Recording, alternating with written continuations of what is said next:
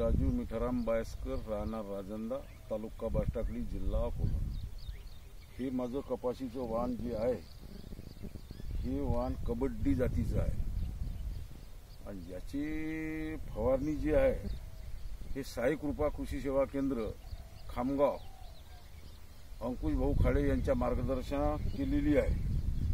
तरी अंकुश भाऊ खाडे हे शेतकऱ्याला खरोखरच चांगलं मार्गदर्शन करतात।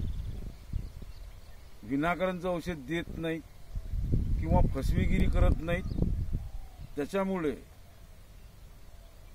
आम्ही अकोला जिल्ह्यातून बार्ष्टाकली तालुक्यातून स्पेशल मी त्यांच्या खामगाव इथे दुकानावर जाऊन ते आम्हाला पराठीची पहिले कंडिशन विचारतात, कसं आहे काय आहे, त्याच्यानंतर ते त्याप्रमाणे औषध देतात।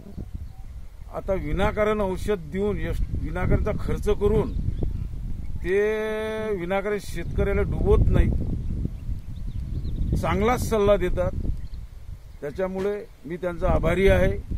त्यांनी असंच शेतकऱ्यांना चांगलं मार्गदर्शन करावं आणि असंच आम्हाला जर प्रोडक्ट आपले चांगले जर दिले तर सोयाबीन असो, मी सोयाबीनला सुद्धा त्यांच्या इथूनच फवारा आणलेला आहे।